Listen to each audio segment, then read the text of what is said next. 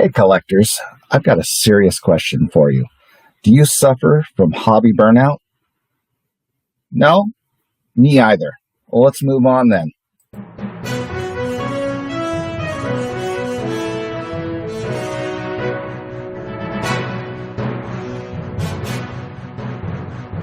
D4 Collector's Channel is proud to present the latest edition of Card Soup with your host, John, the 3D80s Kid. All right, welcome, collectors, to another monthly serving of Card Soup, the place where I give you pickups and highlights throughout the month of sports card YouTube. So, up first, I've got to talk about it. It became a dominant subject the early part of this last month of November, and that is hobby burnout. So, put together a little slideshow to walk us through this issue that apparently triggered quite a few people. So let's start this out. So here was our source. It all started when Mike, baseball collector, in his golden age of cardboard slot, talked about having hobby burnout. He wasn't real clear on the cause, at least for most people, because it certainly triggered many an individual in this community. And it then carried on to a Mangini rant, the classic Mangini rant. So he stirred it up some more. And then from there, we went to Danny Black and John Newman talking about it on their podcast. And this progressed onwards with Vintage Sports Shack. Don't be stupid. And, talking about basically how stupid the concept of hobby burnout was in the first place. And then we moved on to, I'm sorry. We talked about it on this channel because Theo went and had to bring it up. And I rolled my eyes when he first said it, and we moved on from it, thankfully. And then Bob, with her sidekick, Lou Rock, had some fun with the topic on their own channel. And then we had AIH Sports. Unfortunately, he took this a bit seriously and spent time away from finding the true hanky-panky out there in the hobby. And then 1 Million Cubs Project had to comment that he didn't see any burnout at the Rockford Card Show, which apparently was hopping. And then Eric over at Those Back Pages had to strongly tell us that hobby burnout is not real. So move on. And then lastly here, I've got Big Scott 35, who have felt the need to give his deep thoughts on the subject. And at this point, I don't know if you feel like I did at this point, but I believe my burnout was hearing about hobby burnout. And ultimately, what was the solution for the original source of hobby burnout? Apparently, all that was needed was guest hosts for the golden age of cardboard is ultimately our cure for hobby burnout. So congrats, Theo, on your first golden age of cardboard hosting gig there. All right, let's move on. I don't want to talk about it anymore. I honestly don't want it to really ever come up again. Please, the people with large audiences, try your best to avoid triggering words or phrases that can get people stirred up and cause extra drama. We don't need it. All right, so moving on to our usual topic, we have got pickups for the month of November. And to kick things off, I've got a few pickups from Huck Sports Cards, who did some vintage baseball, some modern cards, some basketball cards. Let's take a look at some of the great stuff he got. Hey guys, Huck Sports Cards here. Hope everybody's having a blessed day. Here's a Joey Votto autograph. Here's a Jim Cott. I found this Nolan Ryan. As you can see, here's some Kobe Bryant's. These Jordans up. Larry Bird. We got a little fake autographs. All right, good stuff there, Huck. And our next subject is Budget Rips, who pulled in some vintage baseball cards. Let's see what Budget Rips got this month. Hey. Got another mail day / recent pickups video. Some 1939-38 knockout Razor boxing cards. Got John Henry Lewis, Jack the Kid Berg, Tom Sayers. I didn't have a Shohei rookie, so I just picked up 3. They're all graded 10, but they're all questionable grading companies. It's Hank Aaron, Willie Mays, Frank Robinson, Ernie Banks, Orlando Cepeda from 1963 tops. 5 Hall of Famers there. National League pitching leaders from 64 top. National League leaders, RBI leaders from 66 tops. That's from 69 tops. 68 pitching leaders. Get this 1968 All-Star card. 1968 Gold Cup of Tom Seaver from 66 tops. Great lot. Juan Marichal. Nice decal edges from 1968. Not been paying attention. I got 2 1968 cards. Yeah, 66 again. Norm Cash. And then this is, I believe this is Mickey Lovich's rookie card. It is. Giant cards here. LK line. Great stuff. Love that 64 tops giant at the end. And I neglected to mention those gorgeous vintage boxing cards. Those are some awesome pickups. And now up next, I have got a YouTube debut video from the Cincinnati Kid who picked up some vintage baseball cards. So let's take a look there. Good evening and welcome to the Cincinnati Kids Vintage Baseball Card Channel. 69 tops, Hank Aaron. 75 tops, Bob Gibson. 58 All-Star Ernie Banks. 72 Roberto Clemente. 1960 Stan Musial. 1960 tops, Whitey Ford. That's 60 Al Kaline. Again for the 69 set, Joe Morgan. 61 tops, Orlando Cepeda. Known for the 69 set, the Rod Carew. 71 tops, Al Kaline. Willie McCovey, 71 tops. 68 Brooks Robinson. 65 Don Drysdale. 54 tops, Hoyt Wilhelm. 72 Johnny Bench. 75 tops, Carl Yastrzemski. This 1972 Most Valuable Players. 72 tops, Gaylord Perry. Got an autograph of Always Wanted of Carl Erskine.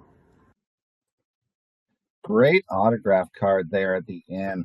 So awesome debut video. Just a quick tip for anybody looking to start a YouTube channel.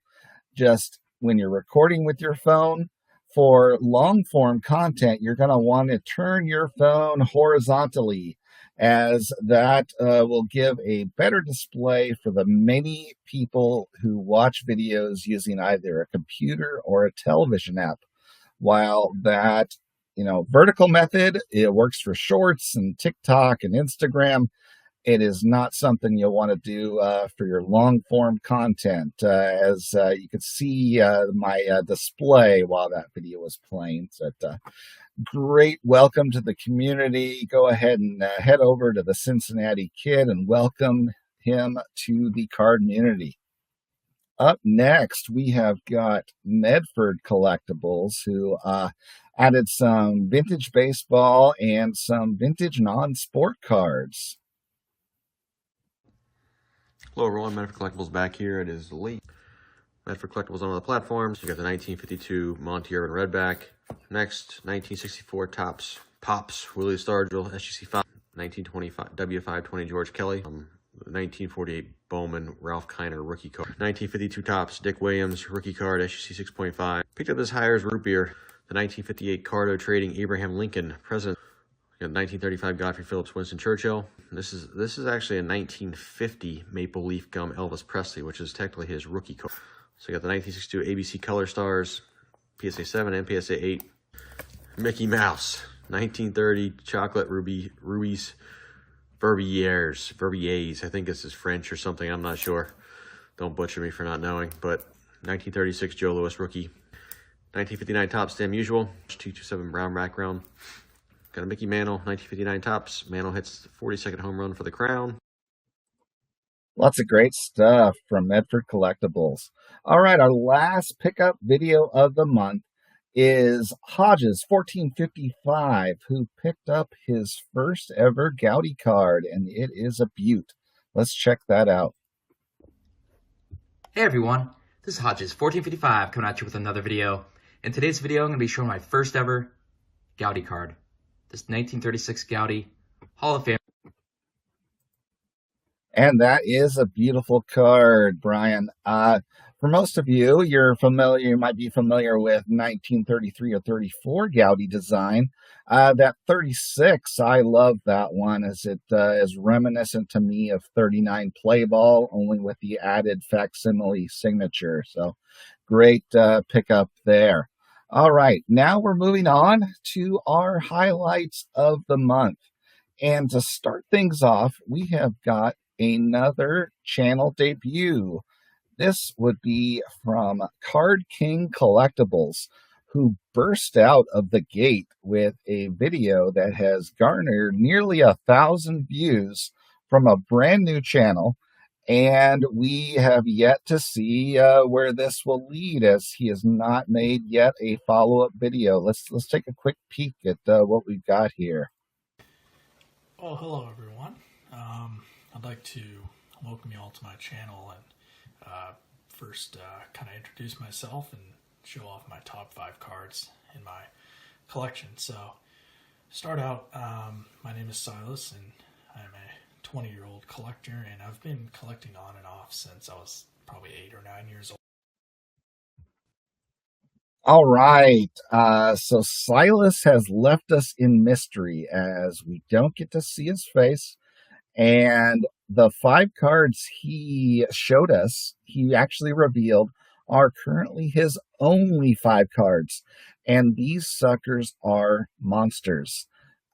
These are huge cards that are all of pre-war vintage there. And you should see it to believe it. I was kind of shocked that these are the only 5 cards he owns. I am waiting for that follow-up video. I hope this is not a case where he is the Sex Pistols of our community, busting out with one huge release, never to be heard from again with a follow-up. So link down below to his channel. Go ahead and check out the monster cards he has got there. Up next, something I have yet to have seen before, where a wife has a temporary takeover of her husband's channel. And this was quite enjoyable from Rocket Rick J 18. Let's take a look at the better half of Rocket Rick J here. Hello, YouTube friends, collectors of baseball cards and other memorabilia. I've been invited by Rocket Rick J 18. I am the wife of Rocket Rick J, and I am referred to as J. I'm the J. I'd just like to say hello and thank you for joining us. Rick invited me. This is going to be very quick because I have to go pick up a grandchild at school. I'd like to hear from the spouses, partners of these collectors. I'd like your thoughts on living with a collector of baseball and other sports collectibles.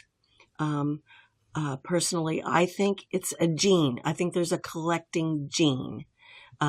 We have people in our family who are also collectors, and it's a notable compulsion to collect. So I'd like to know how you feel about living with a collector. I don't know about that one there because I don't know. I think my wife is doing okay with it. The massive collection of scrapbooking, accessories, and equipment, and paper, and all that in her spaces. I think she's okay with collectors myself. So let's move on. Uh, Up next, we have got, let's see. Hello. Hi. Mac Wax Stacks! What's up, everybody? All right, so I had forgotten who was coming up next. So just to give a little intro, Mac Wax Stacks is also a fairly new channel that you should check out because he has got great personality on there, and he throws in the little extra tidbits of editing that I love. I don't identify with that at all, eh? But let's take a look a little more. Back to Mac Wax Stacks. I am BK. I am a grown man, and I enjoy the hobby of collecting sports cards. Have been enjoying it since I was a kid. Today we are going to get into some mail. I had some trades, some PC stuff going on here. We are going to rip for Ralph's. Do some ripping for Ralph. All right, great stuff from Mac Wax Stacks. He, in fact, may or may not have pulled some big cards in that rip on that episode. Why don't you go check out his channel? Link is down below, and go check him out. He is great. So for our last video highlight, before we get to our video of the month, we've got one more, and that is something I felt like was a little different from, it's not necessarily a community video, but it affects us all, in that SGC has come out with starting to do a podcast in which they are trying to be more transparent as a company. And someone actually doing that is not going to be a bad thing. The more transparency these companies that we are associated with have, the better for us all. And if these guys can lead by example, possibly exert pressure on the other companies to follow suit, the better for us all. So let's take a quick peek at the intro to their podcast here. Hey everyone, my name is Peter Steinberg, and I'm to be the individual kind of leading the charge here at SGC. The idea for a podcast is one that we've had for many years, honestly, now. And as the company grows, our capabilities grow as well. And we are really, really excited to bring you guys an educational platform where we talk cards, we give our opinions on cards, what's going on in the hobby.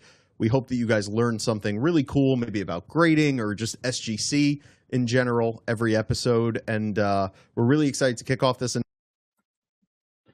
All right. So, my take on this first episode, it's a good start, but not really going far enough. I would say for anybody that's, already kind of in the know for SGC, which is going to be the primary people that are going to bother to listen to an SGC podcast or watch it on YouTube. There wasn't really anything new there. It felt a lot of it was Peter being Peter and marketing his company, and it felt a little infomercial-ish to me. But it's a start, and I hope it gets a little better after this. But how well did any of us do in our first video on YouTube here, or first podcast, whatever it may be? Let's hope they get this rolling and really do something different in this industry. So that leads us now to our video of the month. And this would be a video where the premiere episode of this occurred back in June. which was a month before I started doing these recaps. So I missed including that in a recap to this point. And November, we were graced with episode 2. And that series is referred to as Preserving This Kid's Collection. And the channel I'm referring to is Hammer44. And he is just producing a awesome look at preserving cards from his own collection. And these are very well made, kind of documentary style. It's something you should watch. Here, let's take a look at a little bit of that first video. I'm not going to show the whole thing. I'm going to link it down below. You should go check out the full video, but here's a little taste.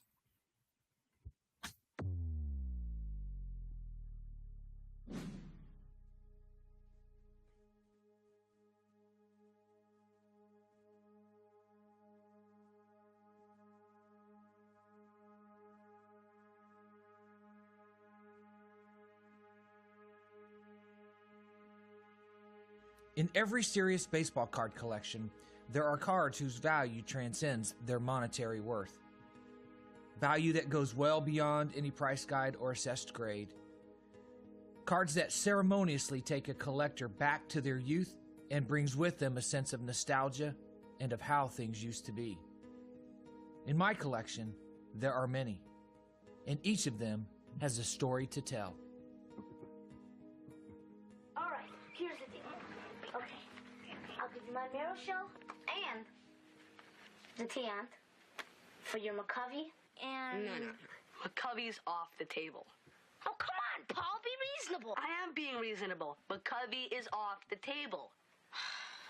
Unless you're willing to think about your Williams. Oh, you can't be serious. Willie McCovey for Ted Williams? That's an insult.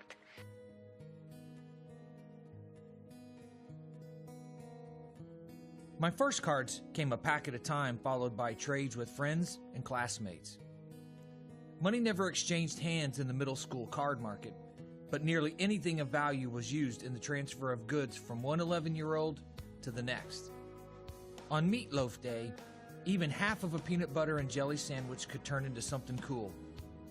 Condition was hardly a concern, and in the late 70s, our only price guides were the players we idolized and the teams we followed. I had off-the-table players to include, of course, Hank Aaron. For that matter, any Braves, even the Commons.